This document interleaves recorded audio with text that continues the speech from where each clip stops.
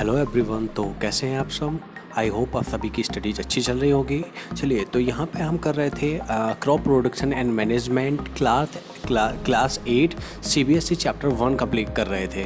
तो वहाँ पे हम पार्ट 1 और पार्ट 2 में कुछ चीज़ें पढ़ चुके थे। अब आते हैं पार्ट 3 पे। तो पार्ट 1 और पार्ट 2 में हमने पढ़ लिया था क्रॉप का प्रोडक्शन, जो प्रोडक्शन की कुछ स्टेप्स हम लोग पढ़ चुके थे। अब उसके आगे कंटिन्यू करने वाले थे हम difference between fertilisers and manure.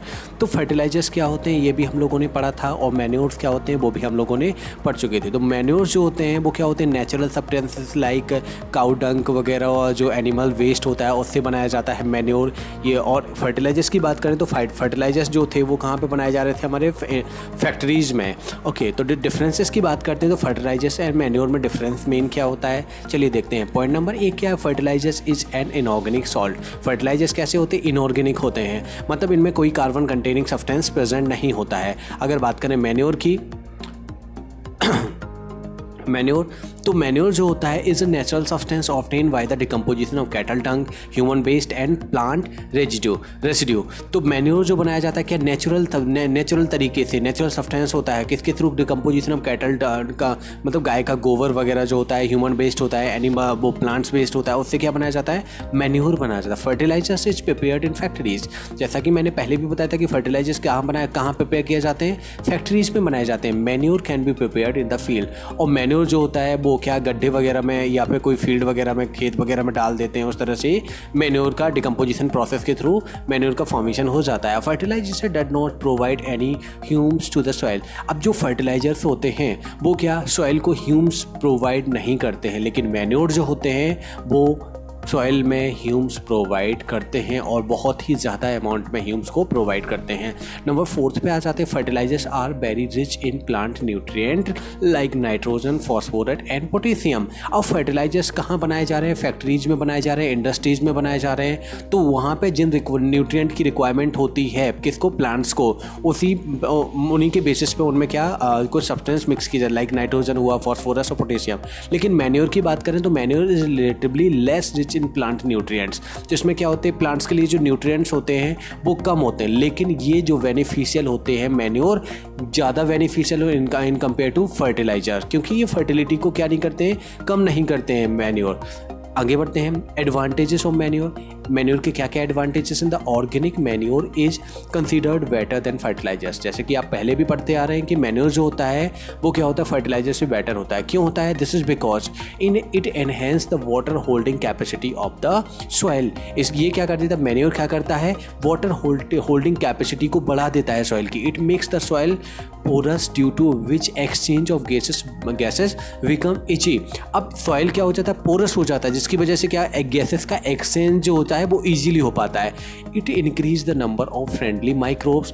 अब इसमें कोई कैसा इनऑर्गेनिक सब्सटेंस तो है नहीं, सारे सब्सटेंस कैसे होते हैं, ऑर्गेनिक सब्सटेंस होते हैं। तो ये क्या करते हैं, increase the number of friendly जो माइक्रोब्स होते हैं, लाइक अगर बात करें केचुआ वगैरह होते हैं, उनकी जो नंबर ऑफ क्वांटिटी, मतलब क्या करते हैं वहाँ पे इंक्रीज हो जाती है, काफ़ी ज़्यादा अमाउंट में वो प्रेजेंट होते हैं वहाँ पे। It improve the texture of the soil, और ये सॉइल के टेक्सचर को भी इम्प्रूव करता है। अब नेक्स्ट पॉइंट पे आते हैं, irrigation. All livings being need water to live. सभी जितने भी लिविंग बीइंग्स होते हैं, चाहे प्लांट्स की बात करें चाहे एनिमल्स की बात करें, सभी को क्या चाहिए होता है, वाटर चाहिए होता है रहने के लिए। हम भी पानी पीते हैं, वाटर का कई तरह से यूज भी करते हैं। Water is an important for proper growth and development of flowers. Water किस लिए इंपॉर्टेंट होता है, अगर कोई प्लांट है, फ्लावर है, तो उसके डेवलपमेंट में, प्रॉपर ग्रोथ में, fruits and seed of the plant, सभी में क्या होता है, वाटर रिक्वायर्ड होता है। Water is absorbed by the plants root. और वाटर एब्जॉर्ब कहाँ से होता है, रूट्स के थ्रू होता है। along with water, minerals and fertilizers are also absorbed। अब रूट्स के थ्रू वाटर के अलावा क्या क्या और क्या क्या एब्जॉर्ब होता है, मिनरल्स भी एब्जॉर्ब होते हैं, फर्टिलाइजर्स भी एब्जॉर्ब होते हैं। Okay, plants contain nearly 90% water. Plants में समथिंग 90% तो क्या होता है, वाटर होता है। और water is essential because germination of seed does not take place under dry condition. और इसेंशियल मतलब वाटर ज़रूरी क्यों है, क्योंकि जो सीड्स का जर्मिनेशन है वो ड्राई कंडीशन में पॉसिबल हो ही नहीं सकता है। Nutrients dissolve in water gate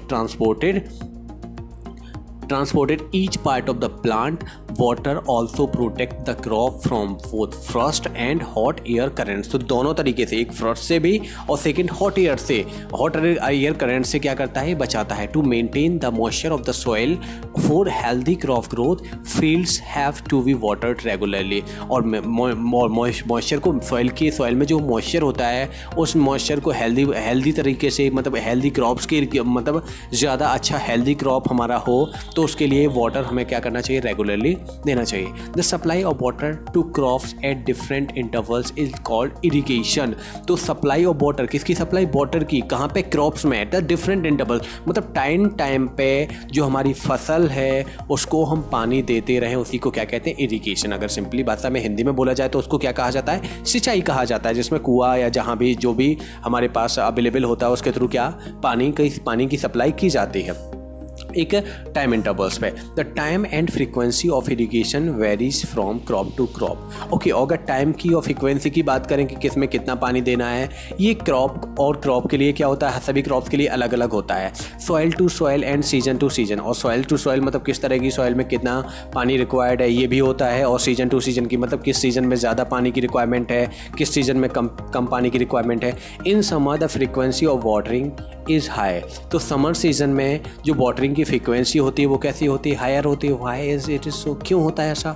could it be due to the increase rate of evaporation of water from the soil and the leaves. क्या ये इस वजह से होता है क्योंकि रेट ऑफ एवेपोरेशन इंक्रीज हो जाता है, किसका, वाटर का, फ्रॉम द सॉइल, किससे, सॉइल से एंड लीव से भी। I am very careful this years about watering the plants. Last summer my plants dry off and died. तो I am very careful this year, मैं इस साल काफ़ी केयरफुल हूँ कि किसको, मेरे प्लांट्स को लेके। लास्ट समर में क्या हुआ था कि प्लांट सूख गए थे और फिर मर गए थे।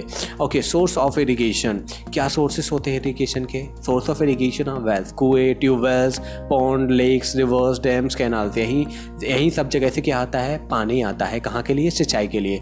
तो यहाँ पे दिख रहा है एक कुआं दिखाई दे रहा है हमें जहाँ से सिंचाई हो रही है। दैन इसके बाद चेन पंप है। इस तरह से काफ़ी हमें दिखाई दे रहे हैं किसके लिए, इरिगेशन के लिए वो साधन दिखाई दे रहे हैं। ट्रेडिशनल मेथड ऑफ इरिगेशन, जो अच्छा ये जो दिखाई दे रहा है हमें, क्या ट्रेडिशनल मेथड दिखाई दे रहे हैं। ट्रेडिशनल मेथड ऑफ इरिगेशन मतलब सिंचाई के लिए ट्रेडिशन, मतलब पहले टाइम पे कौन से मेथड यूज़ किया जाता है। Water available in wells, water कहाँ पे अवेलेबल रहता है, कुआं में, लेक्स और कैनाल्स वगैरह। Lifted up by different method in different regions, different region से डिफरेंट मेथड के थ्रू वहाँ से पानी निकाला जाता है। For taking it to the field, कहाँ तक, अपने खेत तक पानी ले जाने के लिए। कैटल और human labour is use to this method. अब इन मेथड्स में क्या, कैटल मतलब जो पालतू पशु वगैरह होते हैं उनका यूज़ किया जाता था। So these methods are cheaper. So ये मेथड कैसे थे, चीपर, सस्ते होते, but less efficient. The various traditions ways are moat and pulley system and chain pump. तो यहाँ पे दिख रहा है ये मोट, मतलब ये सिस्टम दिखाई दे रहा है किस तरीके से ह्यूमन इसमें से पानी निकाल रहे हैं या एनिमल्स जो हैं, और फिर यहाँ पे इरिगेशन मत के थ्रू अपना मतलब खेत तक पानी ले जा रहे हैं। तीनों पिक्चर्स में हमें दिखाई दे रहा है। ओके, डेकली फोर्थ का है राहत यानी लेवर system. Pumps are commonly used for lifting water, diesel, biogas, electricity and solar energy used to run these pumps. In pumps को चलाने के लिए क्या क्या, डीजल इंजन, बायोगैस वगैरह, इलेक्ट्रिसिटी या सोलर सिस्टम का भी यूज़ किया जाता है। चलिए आगे बढ़ते हैं। तो मॉडर्न मेथड ऑफ इरिगेशन, अब इरिगेशन की मॉडर्न, अभी तक तो जो हमने पढ़े वो पुराने मेथड से, अब मॉडर्न मेथड की सिंचाई की जो नए मेथड है उनके बारे में बात कर लेते हैं। तो modern method of irrigation help us to use water economically. Okay, use water economically, the main methods use as follows. तो क्या मॉडर्न मेथड जो होते हैं वो क्या होते हैं, वाटर इकोनॉमिकली होते हैं, मतलब इनमें ज़्यादा पानी वेस्ट नहीं होता है, जितना पानी प्लांट्स को रिक्वायर्ड होता है उतना ही पानी कहाँ तक पहुँच जाता है, पौधों तक पहुँच जाता है। अब फर्स्ट मेथड की बात करते हैं, स्प्रिंकलर सिस्टम। स्प्रिंकलर सिस्टम जो हमें दिखाई दे रहा है यहाँ पे पिक्चर में देख पा रहे हैं हम किस तरीके से हो रहा है। यहाँ पे एक मोटर लगा हुआ है और कुएं से पानी आ रहा है और उसके बाद बॉल्स मतलब पाइप्स के थ्रू कहाँ पहुँच रहा है, प्लांट टू प्लांट डिस्ट्रीब्यूट हो रहा है। तो द स्प्रिंकलर सिस्टम की बात करें, this system is more useful on the uneven land when sufficient water is not available. मतलब जब ज़्यादा क्वांटिटी में वाटर अवेलेबल नहीं होता है तब इस तरह के सिस्टम का हम यूज़ करते हैं। और कहाँ पे, अनइवन लैंड, मतलब कहीं पे ऊंचा कहीं पे नीचे, इस तरह से जहाँ पे लैंड होता है उस तरह हम वहाँ के लैंड ज़मीन के लिए इसका यूज़ करते हैं। The the perpendicular pipes having rotating nozzle on the top are joined to the main pipeline at regular intervals. कहाँ पे मेन पाइपलाइन से ये सारी पाइपलाइन जुड़ी होते हैं. When water is allowed to flow through the main pipe under pressure with the help of the pump. अब pump से क्या जाता है, पानी का एक प्रेशर जाता है. It escape from the rotating nozzle, जो कहाँ से निकलता है, उसकी नोजल से. It gas sprinkled on the crop as if it is raining. तो इससे किस तरह से एक रेनिंग की तरह, मतलब जैसे बारिश होती है इस तरह से पानी कहाँ पे, प्लांट्स पे पहुँचता है. Sprinkler is very useful for Sandy soil. और ये वाला मेथड जो होता है वो किसके लिए, सैंडी सॉइल के लिए ज़्यादा यूजफुल होता है. सेकेंड बात करें हम ड्रिप सिस्टम, तो देख रहे हैं यहाँ पर ड्रिप सिस्टम को. तो ड्रिप सिस्टम का भी प्रोसीजर कुछ इन दिस सिस्टम क्या होता है, the water falls drop by drop. जैसा ड्रिप मतलब क्या होता है, ड्रॉप बाय ड्रॉप, वहाँ पे पानी गिर रहा है. तो in this system the water falls drop by drop just at the position of the roots. Okay, कहाँ पे गिरता है, रूट्स पे गिरता है. So it is called the drip system. इसलिए इसको क्या बोलते हैं हम, ड्रिप सिस्टम कहते हैं. It is the best technique for watering fruit plant. ये क्या होता है, एक अच्छी टेक्निक होती है किस तरह के फ्रूट्स प्लांट्स को, गार्डन वाले प्लांट्स को और कुछ ट्रीज को पानी देने के लिए. Okay, the system provides water to plants drop by drop. अब इस सिस्टम में जो वाटर प्लांट्स में पहुँचता है वो क्या, ड्रॉप बाई ड्रॉप पहुँचता है, मतलब एक एक करके ड्रॉप गिरते रहते हैं. Water is not wasted at all, मतलब अब ड्रॉप बाई ड्रॉप गिर रहा है तो क्या होगा, बिल्कुल भी पानी वेस्ट नहीं होगा. जितना प्लांट को रिक्वायर्ड होगा उस तरीके से उतना पानी उसको मिलता रहेगा. It is born in region where availability of water is poor. अब जहाँ पे ये वहाँ के लिए वरदान है, मतलब वहाँ के लिए अच्छा माना जाता है जहाँ पे क्या, वाटर की अवेलेबिलिटी बहुत ही कम है. ओके, तो यहाँ पे दिख रहा है ये किस तरह से ये पाइपलाइन गया है, और पाइपलाइन जहाँ पे जितने भी प्लांट्स हैं सभी प्लांट्स के पास क्या ड्रॉप बाय ड्रॉप पानी देगा. आगे बढ़ते हैं, प्रोटेक्शन फ्रॉम बीट्स. अब देखो, जब फसल हमारी उगना स्टार्ट हो गई है तो हमें कुछ इंसेक्ट्स वगैरह होते हैं जिनसे हमें क्या करना पड़ता है, अपनी फसल को प्रोटेक्ट करना होता है. बूझो एंड पहेली. अब फिर से यही दोनों आ गए हैं, बूझो या पहेली. ओके, बूझो और पहेली. Went to nearby wheat field and saw that there was some other plants in the field. तो बूझो और पहेली कहाँ जाते हैं, अपने पास वाली खेत वीट की जो फील्ड है उसमें जाते हैं और देखते हैं कि there was some other plants in the field. वहाँ पे फील्ड में किस, जो हमने वीट प्रोडक्शन करना था तो वीट बोया था हमने, लेकिन उसके अलावा भी उनको कुछ और अदर प्लांट्स देखने को मिल रहे हैं. तो have these other plants be planted purposely, क्या ये किसी पर्पस से प्लांट किए गए हैं. In the field many other undesirable plant may grow naturally along with the crops. तो क्या होते हैं कुछ अनडिजायरेबल प्लांट्स जिनकी हमें रिक्वायरमेंट नहीं भी होती है, वो नेचुरली ग्रो कर जाते हैं किसके, हमारी फसल के साथ में. These undesirable plants are called weeds. इन्हीं अनडिजायरेबल प्लांट्स को क्या कहा जाता है, बीड्स कहा जाता है. ओके, कुछ इस तरह के अनवांटेड प्लांट्स जिनकी नीड ही नहीं है और वो ग्रो कर जा रहे हैं तो उनको क्या कहेंगे हम, वीड्स कहेंगे. तो the removal of weeds is called weeding. अब बीड्स को रिमूव करने की प्रोसेस जो है उसको क्या कहेंगे हम, वीडिंग कहेंगे.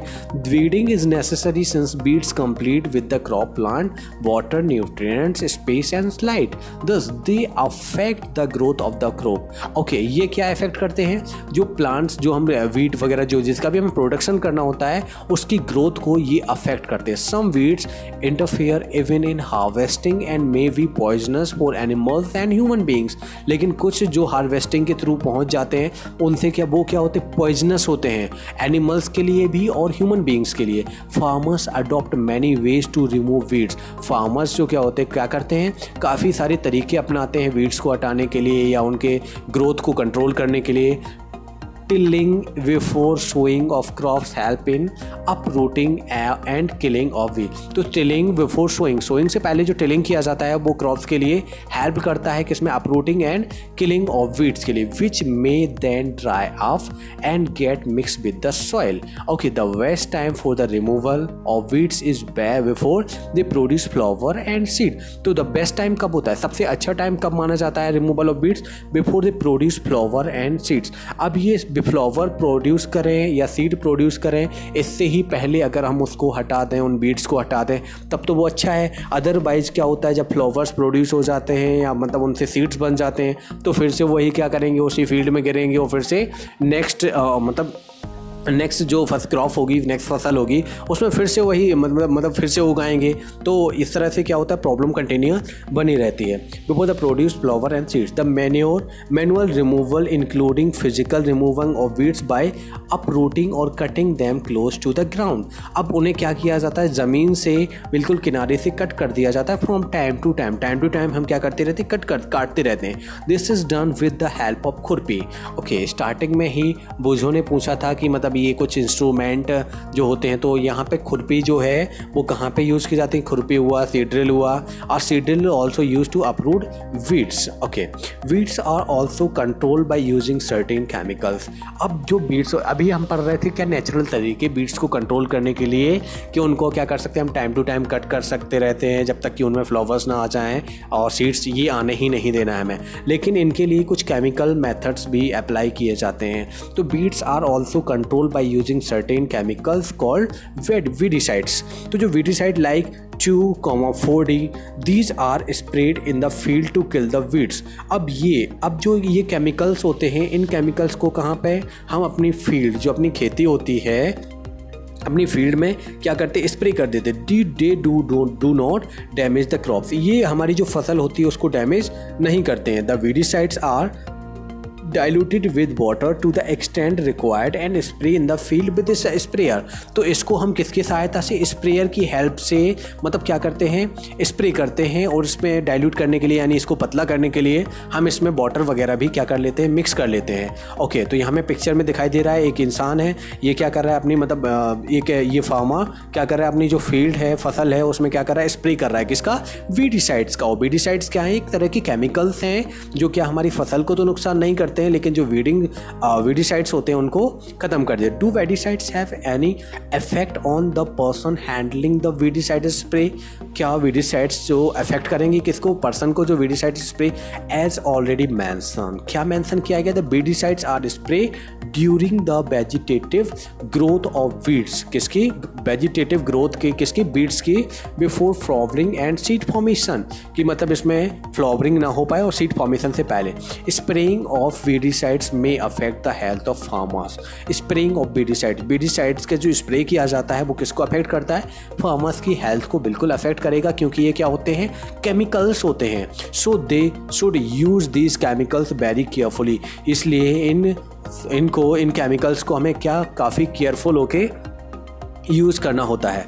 दे should cover their nose and mouth with a piece of cloth during spraying of these chemicals. तो दे शुड कवर, अपने माउथ और नोज को क्या करेंगे, वो किसी कपड़े से कवर कर लेंगे। देन उसके बाद इस केमिकल्स को यानी जो वीडिसाइड्स होते हैं इनको स्प्रे करेंगे। हार्वेस्टिंग की बात करते हैं। हार्वेस्टिंग मतलब फसल जब पक चुकी है तो पकने के बाद क्या होती है, उसकी कटाई होती है। तो harvesting of crop is an important task. बिल्कुल इंपॉर्टेंट टास्क होता है। The cutting of crop after it is a mature is called harvesting.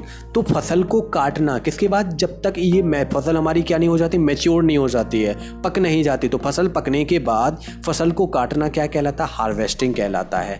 In harvesting क्या होता है, हार्वेस्टिंग में क्रॉप्स आर पुल्ड आउट और cut close to the ground. या तो क्रॉप्स को क्या बाहर खींच लिया जाता है, या क्या ज़मीन से कट कर लिया जाता है। It usually take 3 to 4 for a cereals crop to mature। और एक फसल को पूरा कंप्लीट होने में कितना, 3 से 4 महीने लगते हैं पूरा मैच्योर होने में। Harvesting is in our country is either done manually by sickle, मतलब हंसिए की ये होता है जो हंसिया बोलते हैं, इसको सिकल बोलते हैं, सिकल की हेल्प से किया जाता है, और by a machine call harvester, या अदरवाइज किन से, मशीन्स के थ्रू होता है, जिसको हम क्या कहते हैं, हार्वेस्टर कहते हैं। In the harvested crops the grain seeds needs to be separated. Okay, next इसके बाद फ्रॉम द, कहाँ चला गया है, from the chaff, this process is called threshing. क्या कहते हैं फिर उसके बाद, हार्वेस्टिंग के बाद क्या होता है, threshing. This is carried out with the help of machine called combine which is in fact of combined harvester and thresher. तो इस तरह से ये जो मशीन्स होती है इससे क्या होता है, हार्वेस्टिंग भी हो जाती है और थ्रेसिंग भी हो जाती है। कुछ इस टाइप की मशीन्स होती हैं, और कुछ जो मशीन्स होती हैं वो क्या, ये जो है ये मशीन क्या है, कॉम्बाइन है, और कुछ ट्रैक्टर्स की हेल्प से किए जाते हैं। तो उसमें कटिंग जो होती है वो क्या, सिकल यानी हंसिए की सहायता से की जाती है, और फिर उसके बाद में जो ट्रैक्टर होता है उसमें थ्रेसर होता है, उससे क्या किया जाता है, थ्रेसिंग किया जाता है। ओके, इसके बाद आगे बढ़ते हैं। आफ्टर हार्वेस्टिंग के बाद sometimes stubs are left in the field which are burned by farmers. पहली वर्ड है किस चीज़ को लेके, she know that it causes pollution, कि इसकी वजह से क्या होता है, पॉल्यूशन होता है। It may also catch fire and damage the crops lying in the field, और इससे क्या होता है, क्या आग पकड़ लेने पर damage the crops lying in the field, जो ज़मीन में पड़ी है उससे क्या होता है, उसका नुकसान होता है। Farmers with small holding on land do not separation of grains and save by winnowing. तो फार्मर्स क्या कहते हैं, small holding of land do the separation of grains and save by winnowing. Winnowing मतलब हाथ से करते हैं। You have already studies in this class 6। Okay, उसके बाद बात करते हैं हार्वेस्ट फेस्टिवल। हाँ, अब ये जो किसान होते हैं वो क्या एक फेस्टिवल भी मनाते हैं, हार्वेस्ट फेस्टिवल। आफ्टर 3 और 4 months of hard work there comes the day of the harvest. एक दिन आ जाता है जिस दिन क्या होता है, हार्वेस्ट होता है। The sight of golden fields of standing crops laden with grains fills the hearts of farmers with joy. उस टाइम क्या किसानों को खुशी होती है, and the sense of well being, कि उन्होंने अच्छा काम किया हुआ है, उनका जो जो वर्क था वो क्या है, कंप्लीट हो गया है। The efforts of the past season have borne fruit and it's time to relax and enjoy a little। अब ये टाइम होता है क्या, उनका थोड़ा सा आराम कर लेने का, रिलैक्स करने का और थोड़ा सा एंजॉय कर लेने का। That period of harvest is thus of great joy and happiness is all part of the India। Men and women celebrate it with great enthusiasm। क्या करते हैं, मैन और वुमेन इसको सेलिब्रेट करते हैं। Special festival associated with the harvest season are Pongal. अब ये festival अलग अलग प्लेसेस पे अलग अलग नाम से जाने जाते हैं, अलग अलग तरीके से मनाए जाते हैं। जैसे अगर हम बात करें इंडिया में मोस्टली सभी लोग क्या दिवाली मनाते हैं, पोंगल भी होता है, बैसाखी होता है, होली होता है, निवान्या होता है और बिहू। ये सारे फेस्टिवल्स हैं जो फसल के पकने पर मनाए जाते हैं, सेलिब्रेट किए जाते हैं। स्टोरेज, अब फसल हार्वेस्ट हो गया, थ्रेशरिंग हो गया। अब इसके बाद नेक्स्ट स्टेप आता है किसका, स्टोरेज का, कि उस फसल को हमें क्या करना, स्टोर करके भी रखना होगा। Storage of produce is an important task if the crop grains are to be kept for longer time. Okay, अगर हमें ग्रेन्स को क्या रखना है, काफ़ी लंबे समय के लिए रखना है, they should be safe from moisture. उनको हमें क्या मॉइस्चर से दूर रखना होगा, इंसेक्ट से दूर रखना होगा, रेड चूहे वगैरह और माइक्रो ऑर्गेनिज्म से भी दूर रखना होगा। अदरवाइज ये लोग क्या, ये सब मिलके क्या कर देंगे, इसको मॉइस्चर वगैरह से भी हमारी फसल जो है वो पक्के जो रेडी हो गई है वो ख़राब हो जाएगी। इंसेक्ट तो उसको काट के ख़राब कर ही देंगे। चूहे तो पता ही है आप लोगों को कितना नुकसान पहुँचाते हैं। और माइक्रो ऑर्गेनिज्म भी इसमें एक इम्पोर्टेंट रोल प्ले करते हैं इसको ख़राब करने में। The fresh crops has more moisture. जो ताज़ी फसल होती है उसमें क्या होता है, मॉइस्चर ज़्यादा होता है, क्योंकि अभी खेत से नई फसल आई है तो उसमें थोड़ा मॉइस्चर अमाउंट होना तो बनता है, क्योंकि अभी फसल काटी गई है, क्योंकि उसको सुखाया नहीं गया है। Moisture, it freshly harvested grains are stored without drying. Okay, if freshly harvesting grain seeds are stored without drying. अगर हम फ्रेशली ताज़ी जो हार्वेस्टिंग होके आई है फसल हमारी, अगर हम उसको बिना सुखाए रख देते हैं तो दे मे गेट स्पॉइल्ड और अटैक्ड बाय ऑर्गेनिज्म। तो वो क्या हो जाएगा, स्पॉइल ख़राब हो जाएगा और उसमें ऑर्गेनिज्म अटैक कर जाएंगे, लॉसिंग देयर जर्मिनेशन कैपेसिटी, और वो अपनी जर्मिनेट करने की कैपेसिटी को खो देंगे। Hence before storing them. अब इनको स्टोर करने से पहले the grains are properly dried in the sun to reduce the moisture of them। अब क्या इनको क्या करने से पहले, स्टोर करने से पहले इनमें जो मॉइस्चर कंटेंट प्रेजेंट है उस मॉइस्चर कंटेंट को ख़त्म करने के लिए इसको पहले सनलाइट में सुखाया जाता है, मतलब ड्राई किया जाता है इन ग्रेन्स को, तो जिससे कि उनका जो मॉइस्चर है वो क्या हो जाए, ख़त्म हो जाए। This prevent the attack by insect, paste, bacteria and fungi. और ये जो हम सुखा लेते तो ये क्या, अब ये बचाता है किसके अटैक से, इंसेक्ट्स, पेस्ट के, बैक्टीरिया और फंगस से। फार्मर्स स्टोर, अब देखो ये स्टोरेज के लिए दिखाई दे रहा है हमें, इसके बारे में डिस्कस करते हैं। ग्रेन्स इन जूट बैग्स और मेटेलिक विंस। ओके, ये दिख रहे हैं, ये क्या है, जूट के बने बैग्स होते हैं जिनको बोरे वगैरह बोलते हैं, और ये क्या कंटेनर्स होते हैं इनमें भी क्या किसको, ग्रेन्स को रखा जाता है। तो ये किसके बने होते हैं, मेटल्स के बने होते हैं। तो या तो किस में रखते हैं, जो जूट के बैग्स में रखते हैं, या मेटल्स के विंस में, जो बड़े बड़े टैंकर्स होते हैं उनमें रखते हैं। However large scale storage of grains is done in in silos और ग्रेनरीज। किस में रखा जाता है? जो बड़े मतलब लार्ज स्केल पे रखना होता है स्टोर करके हमें ग्रेन्स को, तो सिलोज में या ग्रेनरीज में रखते हैं। किससे? प्रोटेक्ट करने के लिए। किससे? पेस्ट लाइक रैट और इंसेक्ट वगैरह से। Dried neem leaves are used for storing food grains at home. अगर वही चीज़ें हम छोटे लेवल पे घर पे रख रहे हैं तो कुछ सूखी हुई नीम की पत्तियां वगैरह ग्रेन्स के साथ में अपने घर पे रख देते हैं। For storing large quantities of grains in a big godown. अगर कोई बड़े गोडाउन में अगर हम लार्ज क्वांटिटी में रख रहे हैं, specific chemicals treatment are required to protect them from pest and micro organism. तो अगर हम छोटे लेवल पे घर पे ही रख रहे हैं तो कुछ नीम की पत्तियां वगैरह रख देते हैं जिनसे इंसेक्ट वगैरह उस पर अटैक नहीं करते हैं। वहीं अगर हम थोड़े से बड़ी क्वांटिटी में रख रहे हैं ग्रेन्स को, कहाँ गोडाउन्स वगैरह में, तो वहाँ पे केमिकल ट्रीटमेंट रिक्वायर्ड होता है क्योंकि उन्हें हमें पेस्ट और माइक्रो ऑर्गेनिज्म से बचाना होता है। ओके, इसके बाद आगे बढ़ते हैं। हाँ, ये दिखाई दे रहा है आपको किस तरह से मतलब स्टोर वगैरह किया जाता है।